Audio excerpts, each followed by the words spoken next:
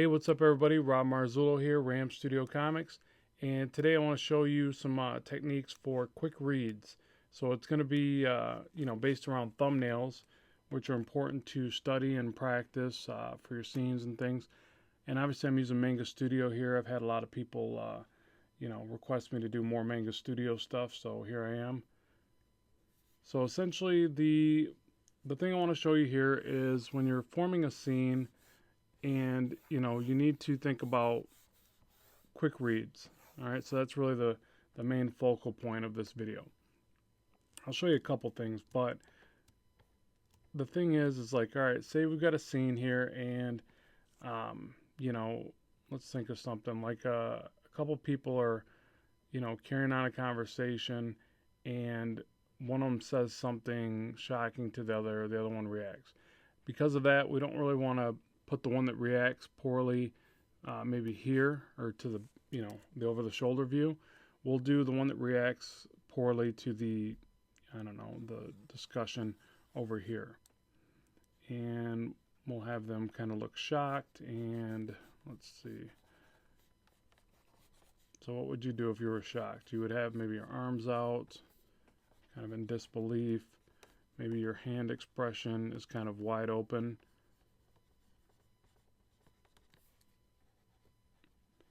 This one's kind of half doing that. The fingers are curling just a little bit. So you almost, whenever you're shocked, and this is my opinion, you kind of widen out your stance. You slump over just a little bit. Like what? Like something just hit you almost. Like what just happened? And this is all, up to your opinion. And always, whenever it comes to expressions like this, it's always really great to study reference there, and even take your own photos. Movies are a great one for expressive attitudes and body language. So you want to study all that. So this will be our shocked person, right? And then we'll say, I'll create another quick layer, and we'll say the person saying that, it'll be an over-the-shoulder view somewhat. And the person saying it, I don't know, maybe they're saying it with a little bit of, fierceness or judgmental behavior. So they're, they got a hand kind of pointing. First rule of judging somebody is to point at them. So they're kind of pointing in their direction. So it's judgmental and casting, critique or whatever. So there's that. There's character 2. Very simple. And here's where I want to explain something about the simple read. If it takes too much to get it down, even if it's a character, then the read might not be correct, and that's where you got to study the body language of it and readjust it or whatever. And I'm not saying these are correct. I just want to explain that is something you want to notice about easy reads. Like, for instance, if I add another layer, I'll put it behind these, even though I haven't made these solid or anything yet to matter. I'll go ahead and do just a quick perspective on a room. Now, if I was to take these guys and put them in perfect perspective, that wouldn't be correct right there as far as the 1-point perspective. It would go something like this, considering if they were the same height. So my perspective vanishing point would be way out there. So we're not going to worry too much about correct perspective at this point. I just want to show you another technique for what I consider, putting this room in an easy read format. So here's our foreground, our walls. It's a relatively small room. And let's say it's just, a home of some kind or whatever. So we'll just do, again, quick reads. There's a door, handle of some kind. And that'll be our quick read to a door. Another thing that you can do really fast to make it look like a door is some kind of floor mat. So just within those few little lines, we've got a really quick read of a door. Now, other things to think about is, okay, like if we put a window back here, right? Say we put a window behind the character's head. Well, guess what? Now it's going to do, a light source behind the character's head and push him forward. So I don't know if that's a bad thing. I don't know that it's necessary, but I'll go ahead and do that. And for a quick read to a window, I would say something like this. Gives us a really quick read right there. And if that could be anything, I guess. That could be a dry erase board with some stickers on it. So to take that away, we'll just do really easy, some curtains. Again, focusing on a quick read. I'm not trying to impress you with my drawing of curtains at this point. So there it is. And if I want to keep taking that further, I can put a little tree out there. So now we're in the front yard of the, you can see out into the front yard of the character's home or whatever. And I can go on and on with that, but I won't go too far. So that's my quick read for a window. Now the room still looks insanely bare, so I can say, okay, maybe there's a couch over here.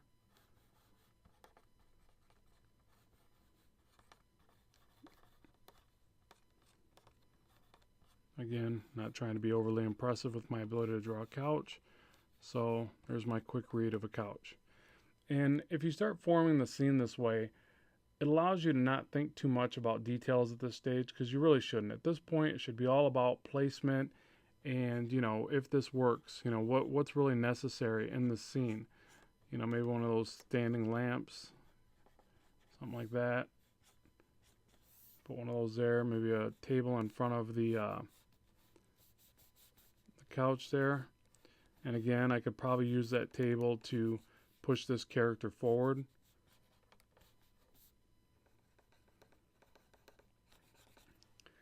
And, and then I can go on and on. There could be another table over here, maybe with a TV on it, whatever.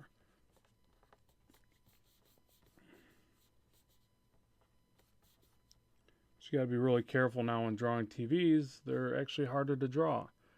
And you say, well, why is that, Rob? They're just little flat screens. Yes, but the beauty of the old school boob tube, and I'm going to show my age here, is there was no mistaking it. Now you can mistake a flat screen for a picture frame or a book sometimes. You got to be a little bit more descriptive with some of the shapes in the screen. So it's like, man, that actually made our lives harder as artists because we got to draw these little flat screens. So whatever, just my opinion. I love flat screens though. And a little light switch. Gotta have that. Alright, so there's my rough room. And I can start, picture frames over here. Make sure not to draw them all the same size and move them around so they look, decorative. And so on and so forth. And you just keep going on until you get something that looks like a pretty convincing room there. Okay, so now that I've got my relatively basic scene set up, I can go back and with each one of these layers being separated like this, actually I probably should separate him from the border, but not a big deal. So what I'll do is take this layer now, I'll convert that to a blue line. In Manga Studios, you simply click up here. You can designate whatever color by clicking inside of the colored box area here. I like to pick something that's like in the blue line type family, something like that. And I can either draw over top or I can keep sketching over top with a soft erase, but I'll just add another layer and now I'll get in here a little bit more. I can hit my quick key for zoom, which is basically the little slanted, well, it's the same key as the question mark. We'll just say the question mark key. And I can just get in here and start doodling and figure out what my character looks like. I got an overall stance of the character, but now I can go, okay, who is this character? What? And generally, you're going to be working from a script, so you're just going to go off that.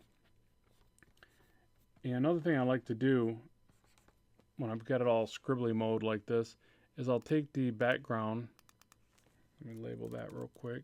Just double click on that and type it in. And I'll tone this down really light. Alright, so I can focus on just my character that I'm working on. Same thing with the other character. We'll call this, I don't know, judgmental. Or we'll just call him Judge for short. Tone that way down. Okay. So now I can just focus on what I'm drawing on. So that's another thing I really like about digital. It's a little bit easier to not have to get distracted so easily on all the other elements.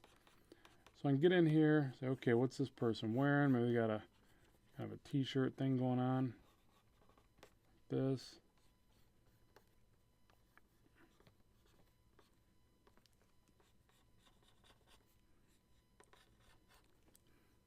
Okay, hand expression. Again, I want to look like their hands kind of wide open and kind of in surprise or shock.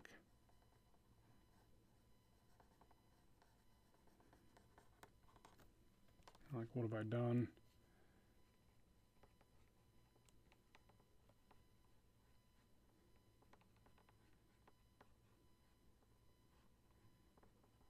It's my little quick hand effect. Shorthand. Shorthand of a hand. Okay. And with that kind of shocked expression, obviously a shocked expression on the face. Whenever I do a shocked expression, just so you know, I always start with the mouth. Reason being, the mouth opens up wider, the jaw drops. Obviously your top jaw doesn't move, but it looks like it does. So you basically draw the lower jaw first, and then you go up with the features. And the reason why I feel if you don't do that, you'll try to cram the mouth in smaller at the bottom towards the jaw, and it always looks forced. So that's just my opinion. It's one of the things I notice about drawing expressions. Probably not the greatest rule of thumb, because it's, you should be able to know where everything lands without having to start in one specific area, but it works for me, so I figured I'd share it. Now, notice I'm not zooming up to this character, and the reason being, I'm already zoomed in really far, if you think about it. This is a top segment of a page, that's going to get reduced down and be really small.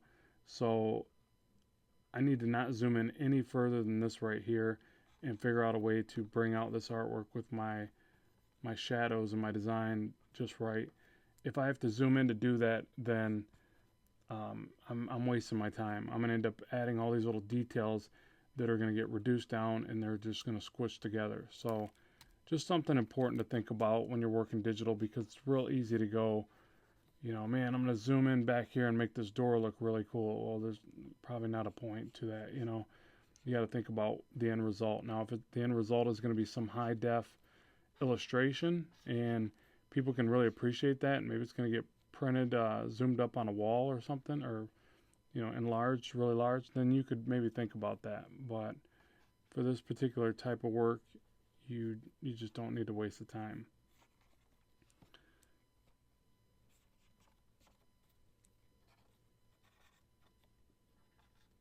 Okay, so now, pretty bad drawing there, sorry. But now let's take that and let's tone the other one down. See what we got. And I'll probably do one more embellishment to get that, because it does look pretty bad to me. So I'll turn that to blue line, tone it down a little bit more. And I'll do one more kind of refinement. Shoulders look a bit wide for this character, so I'll bring that in.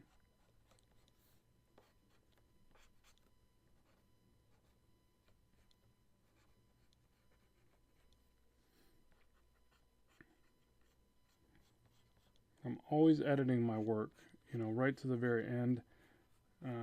To me, it's like that's the true power of digital anyways, so why wouldn't you?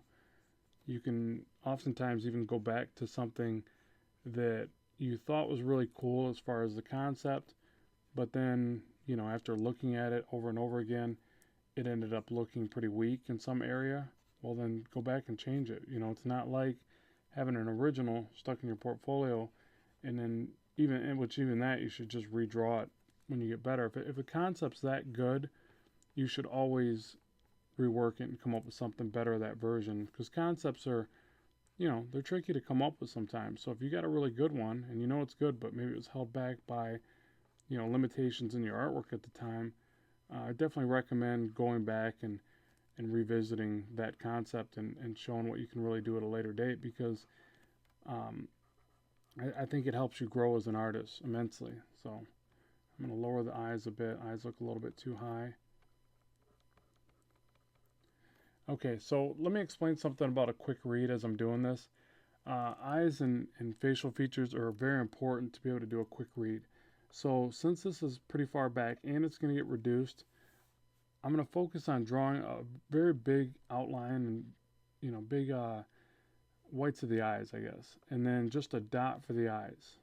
Okay, and almost like just a half dot where I'm still kind of showing a little bit of the glare, and that's it. That's my eyes. And if I do any more, it's going to get lost. It's actually not going to read his eyes. If you go back here, it almost doesn't there. So you got to figure, I don't know what size your screen is, but this is going to get reduced down. So this is where the quick read stuff is really important for comic books, especially printed books, but just comic books in general. That to me is what makes comics look cool, is when you have an artist that does this really nice quick read effect. Like a nose is just a shadow under the nose. You're almost a negative, or you're almost drawing just a shadow that makes the form and not the entire shape.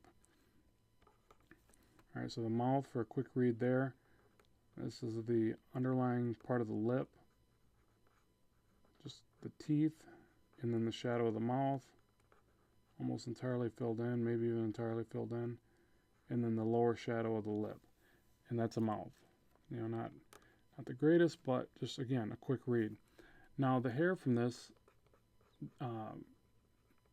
depth away or whatever is just going to be some shapes of shadows. It's not going to be, there's no point in drawing strands of hair at this distance.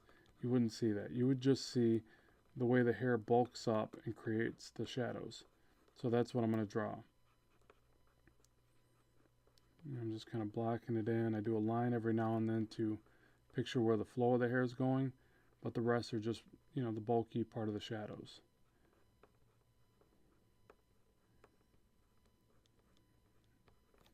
That's about it.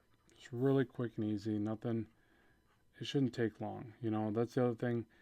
There's not a whole lot of things that you have to draw in this type of work that should take you a long time individually.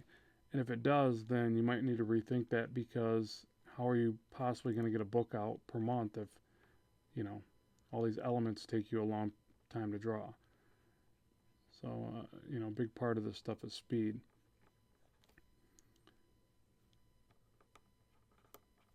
So, something like that. Don't worry about the shadows on the face at this point. Maybe this is going to get colored and I won't even have to worry about that at all. Alright, so there's my quick read of the character's face. Just drawing the pants. And here we can just have fun with the wrinkles.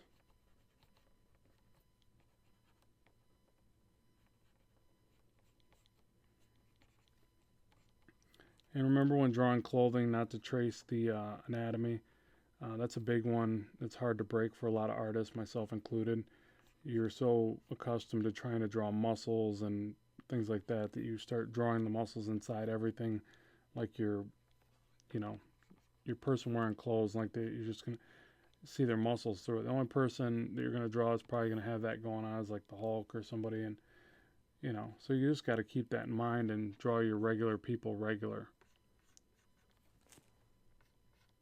Which, again, I'm not preaching. I'm saying that's hard for me to keep in mind also. And you got to figure it does a lot for your artwork, because if you're drawing muscles in every scene, then how is your superhero character going to really stand out? They're not. It's like everybody's got muscles in that world of his comics, so it's like the super dude don't look that super.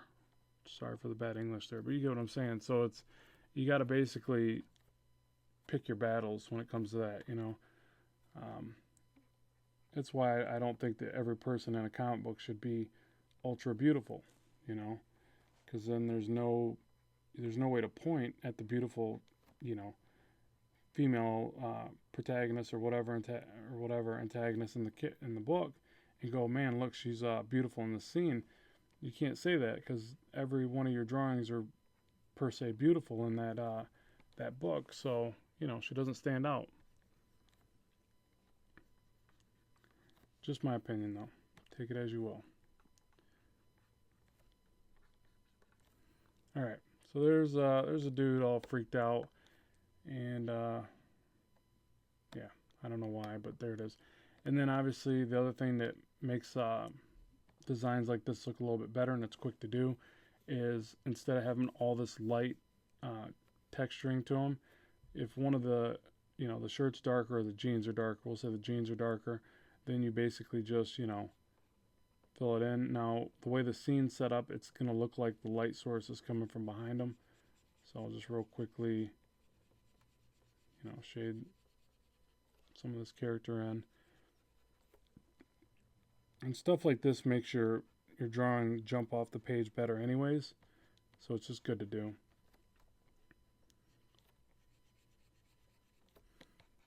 I mean, see how I'm trying to make it look like the light source is more around the character. Like that window from the behind him is casting some of the light, maybe that lamp in the corner or whatever. So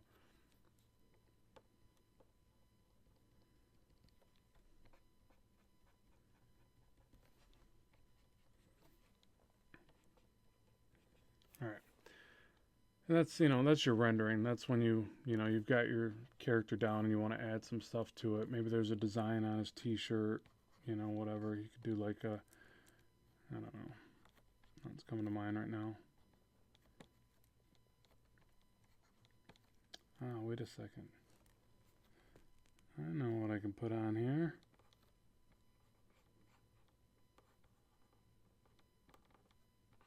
The RAM logo. Oh, yeah. I gotta promote. Okay. Sorry about the plug there, guys. Okay, so there's our one character. So, you see each time it got a little bit more embellished. It started off as a very boxy kind of stick figure. A little bit cleaner, a little bit cleaner, And I could take it a level further, but again, that goes back to the time thing. You really can't over detail this stuff, and then you got to look at the time it's taking you to produce it. Your books will in turn get better anyways, so you really don't have to force it. So now we'll do that real quick with this character before I close this video, because I know it's probably lost half the people watching already.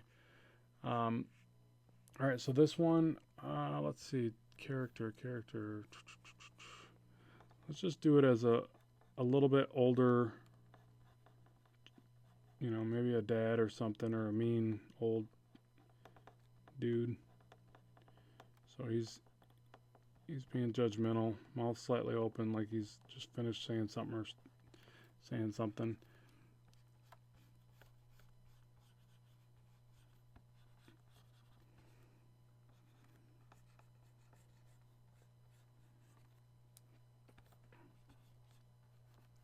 So I'll just get my basic shapes in there.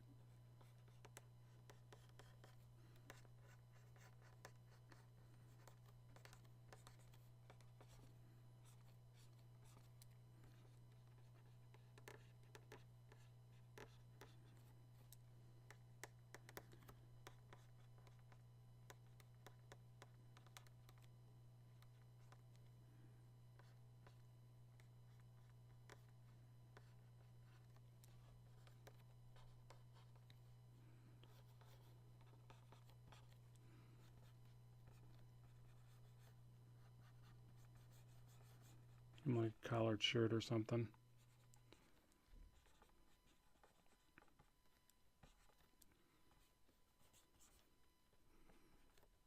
Yeah, we get him buzz cut. Looks kind of military.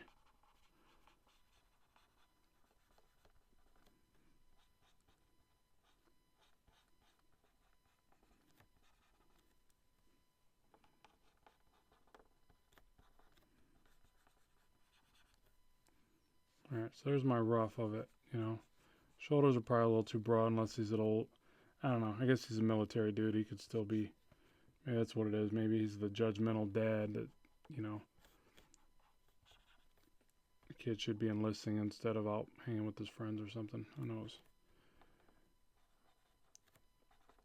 You always got to paint these stories in your mind as you do them. Well, especially because I don't have a script here, but that's essentially, how you envision something, and then you just keep working on it. So I'll take this another level again, like I did the other one. I'll tone down the initial sketch, Actually, I'll turn that to blue line too.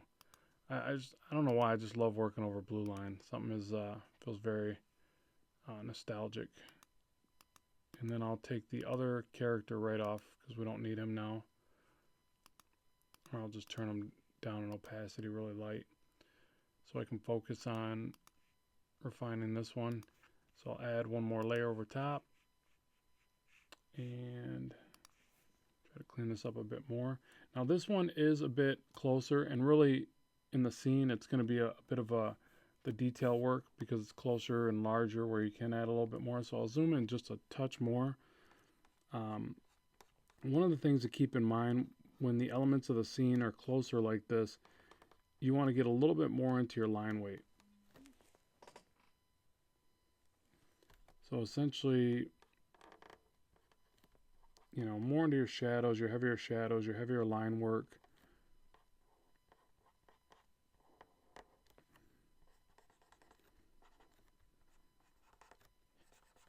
You know, kind of anything that's closer to the scene at this stage, I'll put like a nice, heavy, fat line around it. And to me and it shouldn't be the same weight all the way around. I'll show you here as I progress.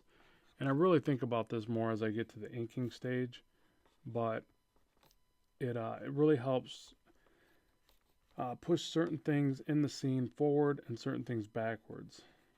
This hand's really bad, by the way, so let me see if I can fix it.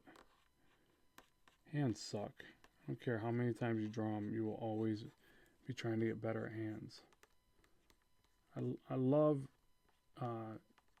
you know, hands and their awesomeness of what they can create and the detail that's in the structure of the hand. But man, it is like the hardest thing to draw correctly, I think. So I think you'll see at this angle, the fingers kind of turn in like that. Let's try that. Yeah, still looks off, but this isn't a video on drawing hands, so I'm going to just kind of roll with it. And if he's older, there's going to be more wrinkles and lines around the hand and the knuckles, and obviously, you know, something like that anyways. Okay, so now he's got this butch hairdo. Kind of scribble that in. Got to remember to bring that the hairline further up on a perspective like this. You got to remember to draw the ear more prominently, like this.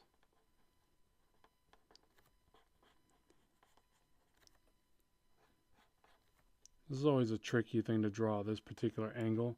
So I recommend, again, digging up reference, studying it, draw it 100 times, and maybe you'll have it. And if not, draw it 100 more times. Whatever it takes. Do whatever it takes.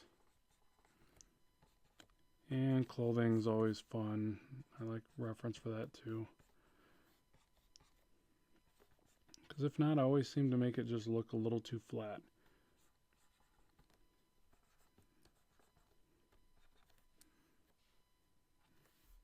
Alright, so let's pan back and see what we got. See if that's good enough. And then, oh, sorry, one more thing that would probably make a character like this stand out a little bit better is a nice heavy shadow on the back, like so. Be careful not to entirely trace the object, but I pretty much do. You know, so maybe a shadow like this.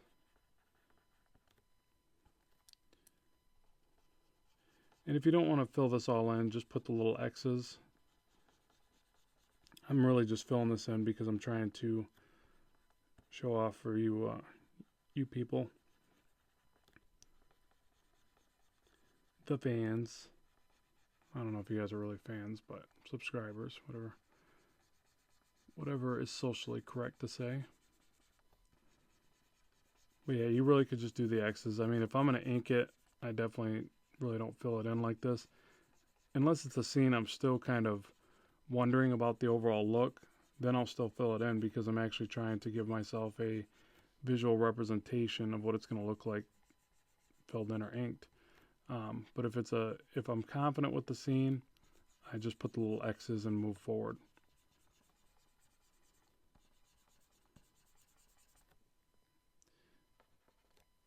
that shadow might be a bit heavy, but what it'll do, I'll show you. It, again, adds a small level of depth to the overall scene that we got going here. Which one? Nope. There it is. And if I'd label these like I'm supposed to, I'd be able to see what's what. Okay. So yeah, so what it does now is it makes your eye go to the most detailed and closest figure first, which it naturally does. So you put some little fancy little lines to show a little bit more texturing, and so it's not just this big blob of a shadow. You can break the shadow up into your texture line. And here's one other quick tip for you. Okay, don't texture the lines from the clothing identical to the lines on the neck and the hair. Reason being is this: the shadow can all be roughly effective the same, which really it wouldn't be. It'd probably affect the hair a little bit different than the neck and things like that. But the texturing and the way that the shadow breaks off, that's your way to define certain characteristics of each thing you're trying to draw. The shading off the jacket or the coat or whatever he's wearing is going to react a little bit differently than the shading off the hair. The shading off the hair is probably going to break up into little texturings of the strands of hair or whatever stubble kind of cut he's got going on there. So just a quick tip, because I see a lot of art where people do this really nice art, but then they shade everything identically. And you got to figure, you really only have black and white here.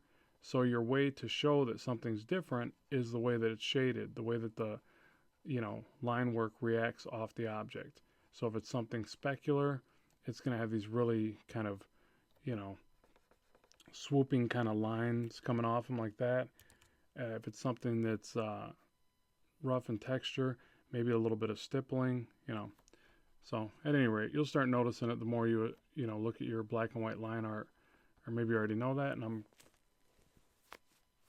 wasting my breath. I don't know. So there's the scene, and then lastly I can go in and figure out if this needs to be a regular straight frame, or if I want to give it some impact lines or something around it, which this is a pretty basic scene. It's not like he's just explaining something. It doesn't need to be something too crazy. But yeah, so the main thing to take away with this particular video is to use the layers to create your artwork along with the blue line effect. And then also to essentially segment your artwork into, characteristics, foreground element, midground element, very background. And the main thing to remember, and that I was trying to teach in this, is basically quick reads. Practice drawing everything with a really quick read. So like this lamp back here, practice drawing it where you go something like that, and that's your lamp.